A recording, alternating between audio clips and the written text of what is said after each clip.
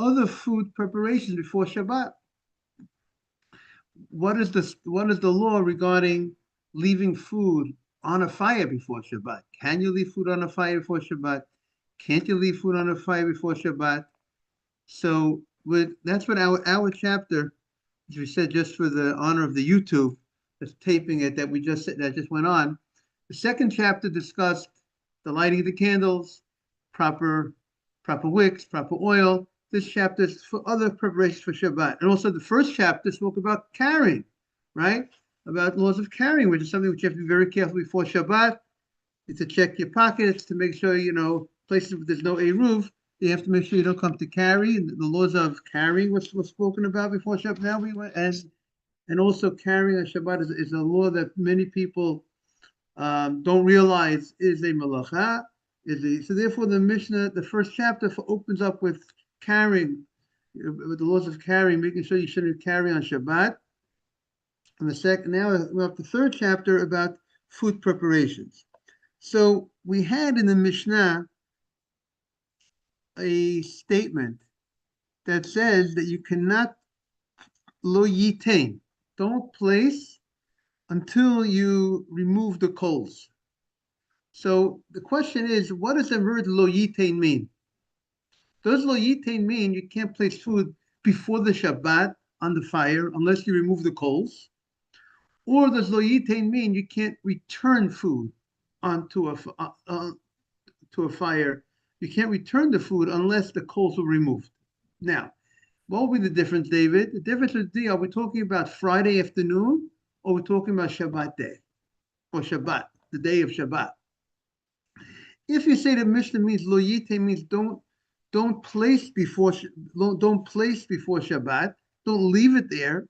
That means talking before Shabbat, and it will come out a very big stringency that you can't leave food before Shabbat on an open fire.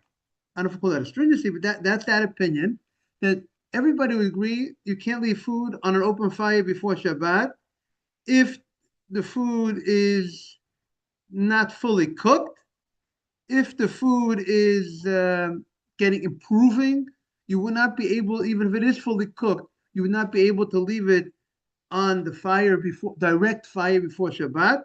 Why? Because of a concern you might come to stoke the coals, right? You have a wood fire, you have a fire, and what happens to the coals?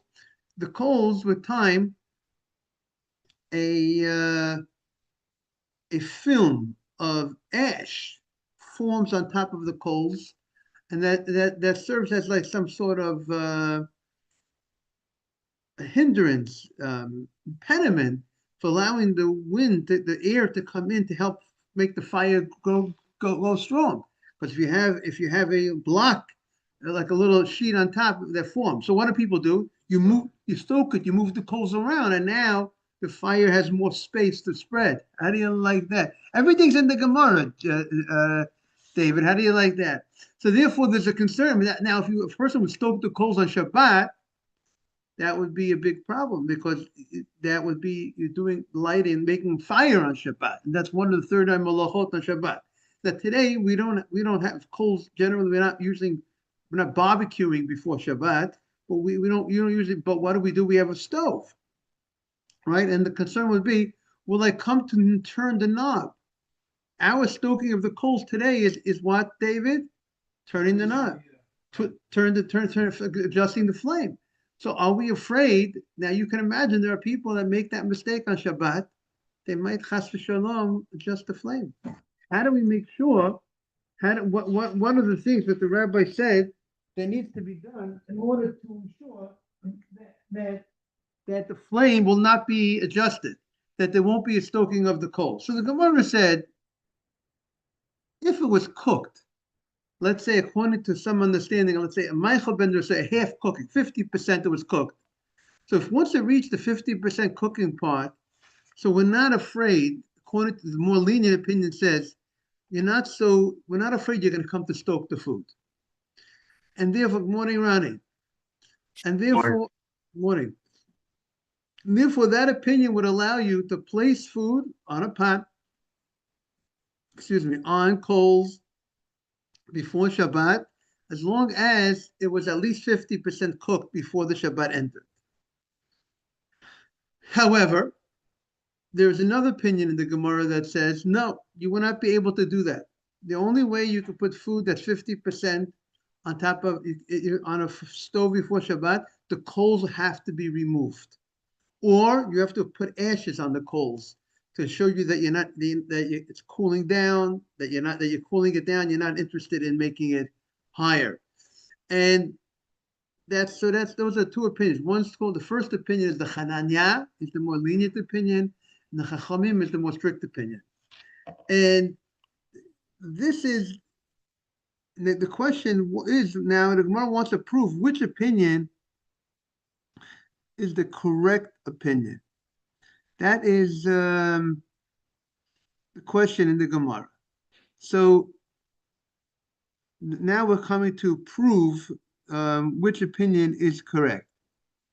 So the Gemara says, the Gemara wants to prove from the fact that the Mishnah brought two cases. The Mishnah brought the beginning of the Mishnah, where it says you cannot lo yitain. There can't be some sort of placement, which we said is not clear. Does it mean before Shabbat or during Shabbat? Or meaning, and now if it means lo yitain means during the Shabbat, how would Hananya learn the Mishnah? Hananya would say, the Mishnah that says the coals have to be removed is not talking about Friday afternoon. But he holds if it's 50% cooked or more, you don't need to remove the coals. You can leave it. But what does it mean? It means on Shabbat, you can't put back a pot unless there's no coals there. Good morning, Mark. Good morning, Rabbi. Good to see you. Nice to be seen. Mark, just to update you, we had two opinions in the Mishnah we have two opinions in the Gemara of how to understand the Mishnah. When the Mishnah says that the coals have to be removed. Good morning, Simon. Lo yitain, you can't place unless the coals are removed. Is that referring to before Shabbat? It can't be any coals on the fire. It can't be any coals in order for you to leave food, you cannot leave food on coals. The coals have to be removed if you want to leave food from before Shabbat. Or does it mean you can't return food to a place that there is coals? But you're allowed to leave food before Shabbat, meaning the Mishnah is making a distinction between returning food on Shabbat, because if you return food to an open fire on Shabbat, it looks like you're cooking. This is an important concept called merzik mevashel. It looks like cooking. So maybe that's the problem on Shabbat. But before Shabbat, when you're doing it before Shabbat, when you're placing the food there before Shabbat, and you're not doing anything on Shabbat, maybe even if there's an open flame, as long as it's 50% cooked, you should be able to leave the food. According to that's one approach. Well, how about the other one? Does it have to be 50% cooked? Both cases talking about 50% cooked? So to have the leniency that to be able to leave food before Shabbat on an open flame, which there is an opinion that's lenient, and in the Yalkut Yosef, it seems like that might be the basic halacha, but maybe this idea of being strict. But there's a minimum. Good morning, Nathan. It has to be 50% cooked.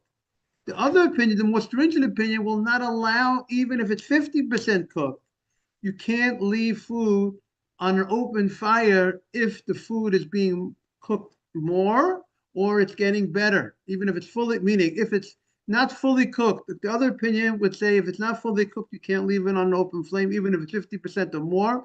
And even if it's 100% cooked, as long as as long as being on the fire is still improving the food, that opinion would hold you would not be able to leave it on the open fire. That opinion would say. What do we hold today? We hold, of course, it has to be 50% cooked, but it could be improved. Right. So the whole what you hold to, I'm going to read. I'm going to take out the Yalkut Yosef. I'll read to you the Yalkut.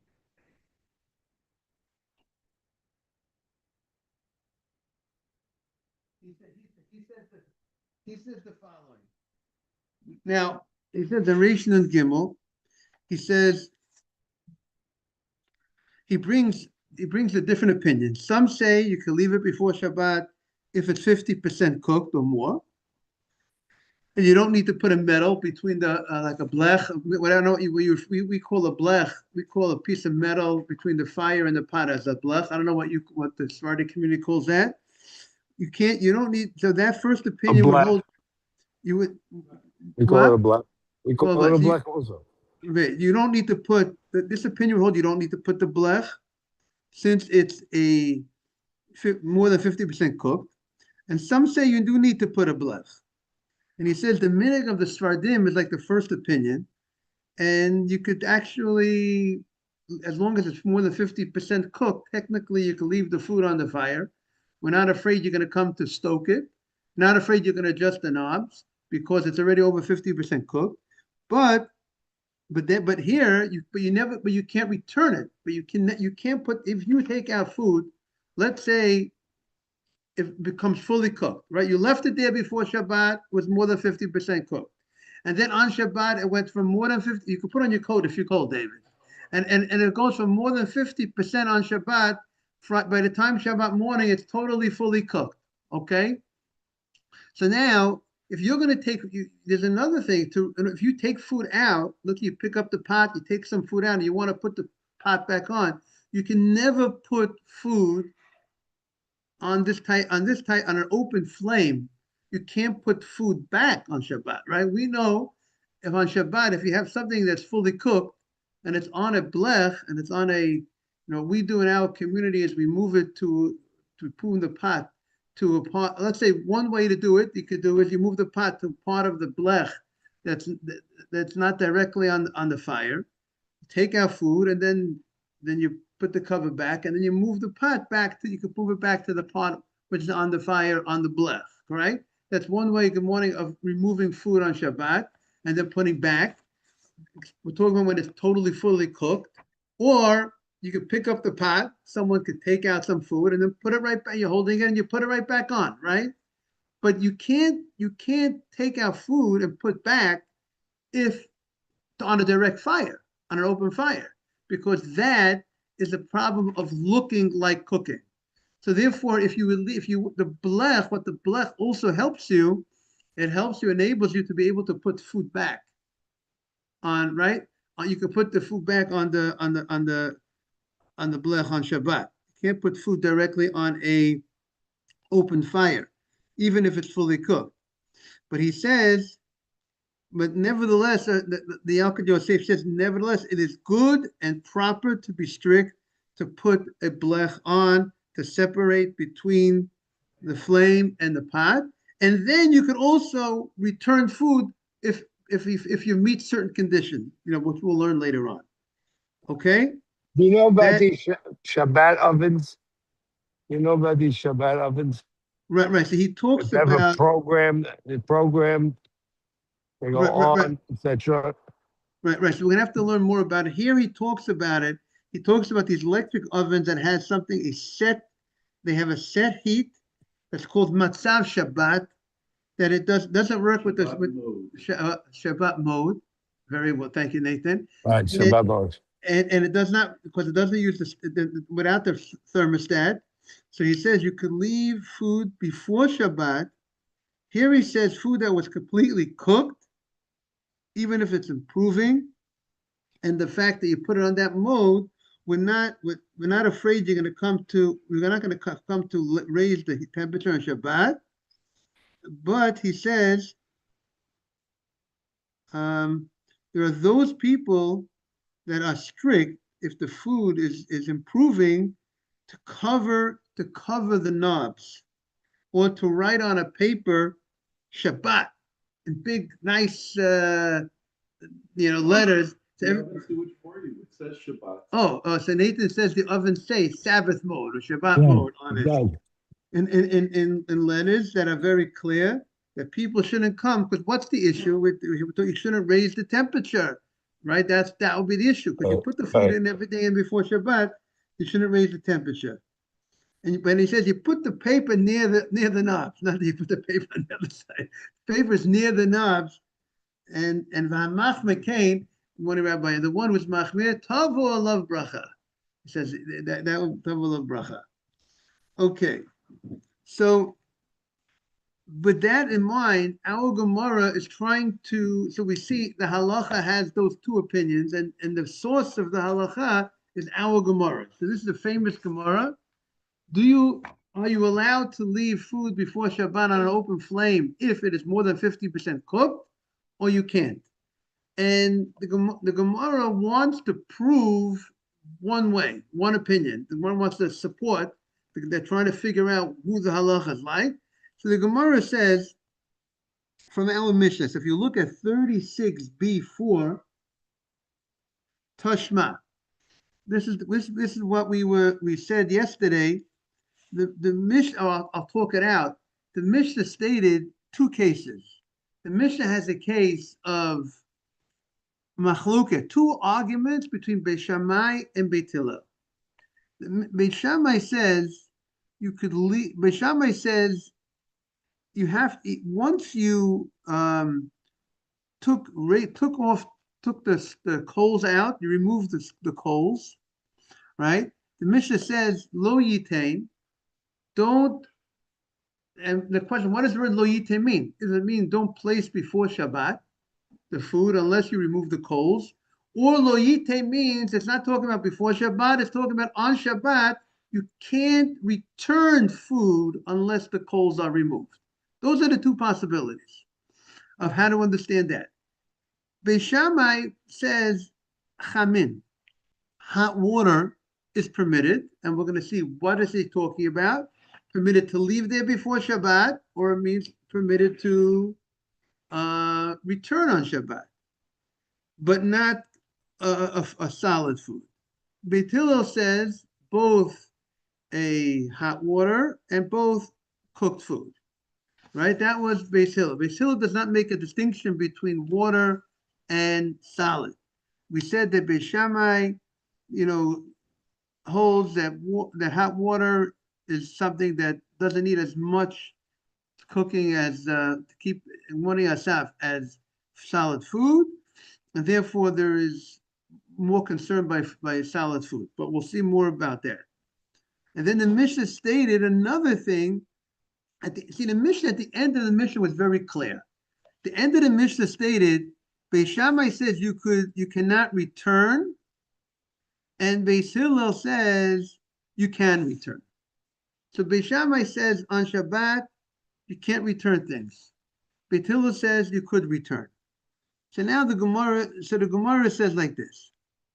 Now, it seems if the first part of the Mishnah is talking about leaving food, whether you could leave food before Shabbat or not, so Beis Shammai and Hillel are arguing in two different scenarios.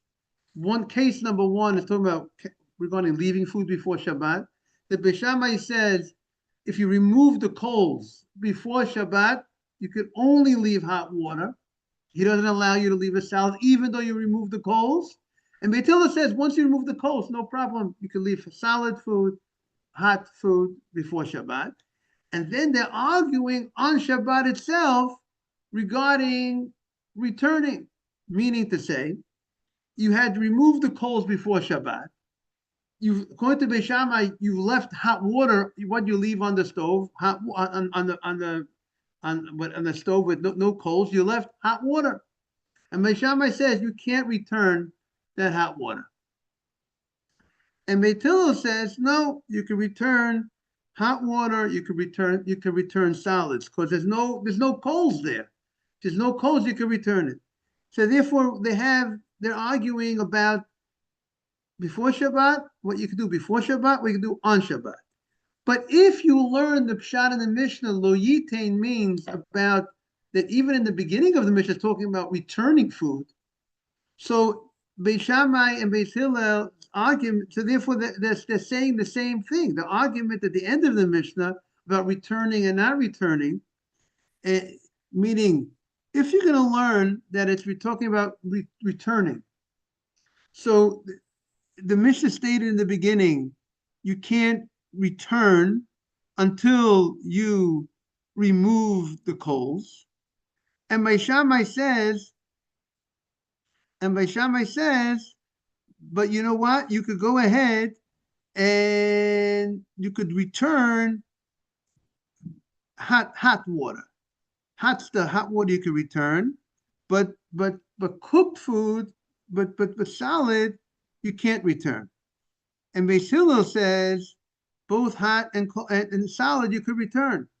So the end of the Mishnah is saying is repeating the same, that they're both talking about the same situation about returning. So it seems repetitious. And the Mishnah will not repeat. You don't repeat the same thing twice. That's the Gemara's question, right? The Gemara says, if you look at the article 36b4, it's about 8 lines from the bottom in the Hebrew English. Says, good morning, Mark. If you say it's lahazir, if you say it's about returning, that the Mishnah in the beginning it's talking about returning, hachiktani. So how do you explain the Mishnah? If a stove was heated up with this straw or stubble, you could go ahead and return the tafshil on Shabbat, because that's not gonna, the fire is just gonna go out. It's not gonna look like, it doesn't look like it's cooking on Shabbat, like you're doing an act of cooking. Let's say the food is totally cooked, and therefore, if it's, we've made a distinction between straw and coals, because straw, there's nothing to stoke, right? Once you light it, it's just going to go out. There's nothing to really stoke to increase the heat. So therefore, and that's not the. So therefore, we say over here by the coal, but if it's heated up by the straw and stubble, it's not a, you can, and it doesn't, you can return it on Shabbat. But if it's gefes ube'etzim, but if it's gefes and eitzim, if it's heated up with the, let's say, wood with coals, which is a very big, which that's the normal way of cooking, and you might come to stoke it. Lo yalzir, you can't return ad sheyigrov o washitin efer. If you have a stove, we now turn the page. If you have a stove that was heated up with coals, you can't put the food back on Shabbat ad sheyigrov o ad sheyitin efer. If in order for you to put the food back on Shabbat, it means that there could not have been any coals. You would have to have had removed the coals. Good morning. The coals would have had to be removed before Shabbat. We're discussing now, just to bring you up to date, regarding leaving food before Shabbat on a stove or on fire, or returning food on Shabbat. Hillel made no distinction in liquid and solid, right? Shammai did, right? Consistent with the way they usually operate. It does. I'll tell you why. With the exceptions. Right, I know that. So Hillel's going to be more lenient, because Hillel's going to allow. Right, he allows both. We don't. No, okay, because what's the case? You're talking about liquid that he's talking about. If it's talking about liquid from before Shabbat, you could do whatever you want before Shabbat, right? If it's before Shabbat. And regarding on Shabbat, he's talking about if the fire is not on Shabbat, meaning you cannot return food to an open fire on Shabbat. Right. But what about if the fire is gone? The coals are removed. You remove the coals before Shabbat. So now our current state would sound like something that You had a stove. You had a stove on before Shabbat. Yeah. What would be the case? The oven, you took all the coals out, and it's still warm inside. But you might not be. The question was, would you be able to put the food in the pizza oven, or No when coals. when no coals? Because maybe people would people look at it like it cooked right, right or not. Right, so that's what Mark is saying. But according to our Gemara, so we have to see the Gemara has to discuss what you're saying. Because maybe you only could put it on top, not inside. Meaning to say, let's say you have this oven and the coals are inside the oven. You remove the coals from inside the oven, you will not be able to put the food, even a Beit Hillel that says you could put the food back, but not inside, but on top. So on top, no, Solid I can put inside. no, on Shabbat, okay, on Shabbat itself. What about on Shabbat itself? No, because inside, no, you can't. What you do today, Mark, is because you're putting the food on top of a blech. So when you put In something this that, oven. In this oven on Shabbat mode, I can put solid, I can't put. okay, you're talking about putting into a Shabbat mode, a special Shabbat. Okay, if you don't have this new invention, it's called Shabbat mode.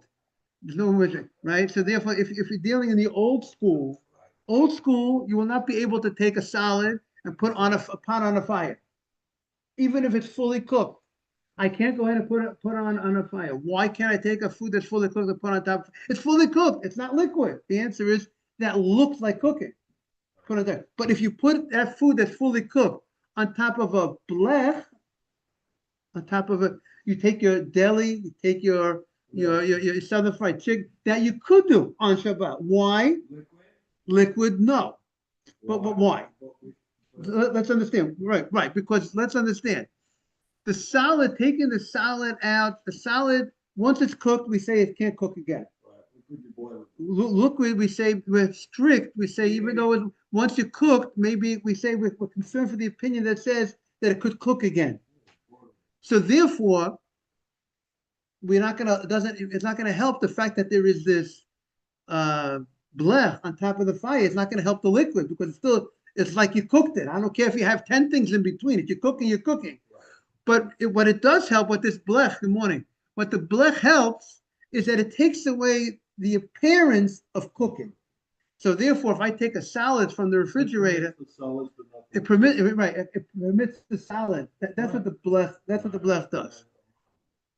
Right. Right. So now if you're going to consider let's say the Shabbat mode, like that is no concern that you're going to that it's not doesn't appear like cooking. Meaning if we're gonna buy that if you put it in, we have to see again. We haven't seen yet about putting food into the oven into the Shabbat mode. That we haven't seen yet. Now the question is that acceptable to put something into the oven itself? The fact that it says the Shabbat mode, is that enough that it's not going to look like cooking, right? Because it'll be just like putting onto it doesn't look like cooking because it says Shabbat mode, which means that it's already a set thing, and it's already showing, and therefore maybe it's fully cooked, so maybe that would alleviate the concern of looking like cooking. That's what. Why would it put liquid in there either? I don't know why. So we put liquid in where? In that Shabbat. Right, because it's the same thing as putting on top of a blech. You wouldn't put liquid into the Shabbat mode because at the end of the day, you're cooking. So I don't care if it says Shabbat mode. I don't care if it says anything. You cook the food with heat that came from a fire. But right, is that what you're? Because that's therefore the Shabbat mode. I'm speculating. I'm speculating that those people who would put salad into an oven on Shabbat, the salad was fully cooked, right? It's totally 100% cooked. It's exactly. It's being used as a warmer, and it's instead of putting it onto a blech, the Shabbat mode is like it creates a situation that it doesn't look like you're cooking because it's Shabbat mode. Shabbat mode is made in a way that people don't, that's not the normal way of cooking. That's how I would speculate how people, if the people who are using, who are putting the food, anybody have any more comments? I'm happy to hear comments from the crowd, right? What would be the allowance for the people who do put food into a Shabbat mode oven on the Shabbat inside, right? It would be, obviously, it doesn't look like cooking. Because if it looks like cooking, I mean, it's not an issue of cooking itself. It's already cooked, the salad. The only issue there is one issue. Does it look like cooking? And the other possible issue is, are you going to come to raise the fire, raise the temperature, stoking it? So if it's on Shabbat mode, that means that you're not coming to raise it. That's what Avodah Yosef writes. Also, it's nice to write a sign, Shabbat, put in big letters. You're not going to come to raise it. So the only issue is it looking like cooking. So maybe the fact that this is, I'm just the fact that maybe it's not, that maybe also it's not directly on the fire, maybe the way, however the stove is made, maybe that also plays a role, that it's not, it doesn't have an appearance anybody of cooking. That's what I would suggest. Does that answer your question? That's regarding our Gemara. The only question I get on the subject is my brother was very upbeat about opening the oven that's on already before Shabbat, take the food out. And I think that's like, that can't. Because maybe he feels it changes. Because maybe he feels, Turn the light on or leave the light burn. because maybe, because he's afraid because the temperature is gonna change. It's gonna change. Kicks it back. So if it's a seat ratio, that's his concern. But theoretically, like they do with the refrigerators, they randomly turn on and turn off. So it's not because you open the refrigerator door or because you open the oven door. So I say that is my answer. I said, you won't open the oven because the temperature drops when you open the oven to take all the food out, and then you close it, you see the light go on, goes back on. So I get that it bothers them, but then the refrigerator doesn't bother. So I get also that they both go back on and off when temperatures change, with or without you. But he still holds, you will not open the oven once Shabbat starts. Yeah, maybe he'll just more definite that, I mean, the refrigerator is not definite that the motor is going to kick in. Maybe there's a definite thing that's happening by the stove that he's concerned that it's actually definitely happening. Maybe that's what's going on. Theoretically, the same people that program the refrigerators may also program the ovens to be random. Right. So therefore, what would he hold if there's a Shabbat mode? Does he make a difference between a Shabbat mode or not? That's the question. No, it's not a Shabbat. Oh, so, okay. So maybe it's a regular. Oh, if it's a regular. It's a regular. It's I'm gonna regular. go with him. He goes with you, him, because he's saying there's something happening I know definitely. his brother-in-law. Friday night, I wouldn't, Friday night, you wouldn't open it up. I wouldn't open a regular oven not in Shabbat mode. Okay, You? we don't do that. Yeah, we don't. A regular oven, we want to do. Open. We want to open it, right? So your food is cooked and out of the oven before Shabbat starts. Right. On the block. Exactly. But we'll have to see. We'll see more about it. We have, I don't I don't think the oven on, I mean, if food's even cooked, I can push it back, she pressed it off. okay, so it's off. So she pressed off. It So doesn't kick back on. it's not going in. That's good. That's fine. After warm it up, and the oven's so hot, so it comes back. So that might look like cooking. That might be a different problem. Again, even if it's fully cooked, right? When you're putting something into an oven, you usually put food in, you cook. So if you put in such an oven, what? Solution to this is to put a big sign that says off. Maybe. I'm saying, but because you're putting in, no, it's not clear to anybody that the oven is off. You see, there's no green light. So it's a good question. It has to be asked if that's what will be the, Sign might. because we're going to learn about because we're going to see a Gemara coming up. The Gemara says that even Beis Hillel said you could return food, right? When the coals were removed, the Gemara says that's only on top of the oven, but not inside the oven. The Gemara makes a distinction. So I wonder in your case, if you're putting inside the oven, which is right where the coals generally are, you remove the coals, but it still might have again, it's a question. You have to look into that Gemara. Let's see the commentary. Yes. Okay, so let's continue in the. We're not giving a ruling here. We're just saying what we're just saying what people do and what. I understand where you want to leave yourself. I don't want to. I'm not You don't giving. wanna put yourself in a position. I'm not exactly. I'm not telling you that. Okay, I'm inviting everybody Monday night. That's a perfect letter. Nathan, That was a lamp. that's a alley-oop or whatever they call it. Monday night, Lower East Side, my building downstairs in the East River Community Room. Everyone's invited for a Hanukkah dinner, 7 o'clock. They sent it to the group. If anybody did not get it, please, I'd be honored. You could text me. I will send you the invite directly. No pressure. And if you're married, you can bring your wife as well. So we're extending the invitation to the women as well. So it'll be an honor to have everybody come down. Okay. So the Gemara says the following. If you say lahazitnan, if you say that the Mishnah is referring to lahazir, of returning the food, so hachiktani. This is how we're going to learn.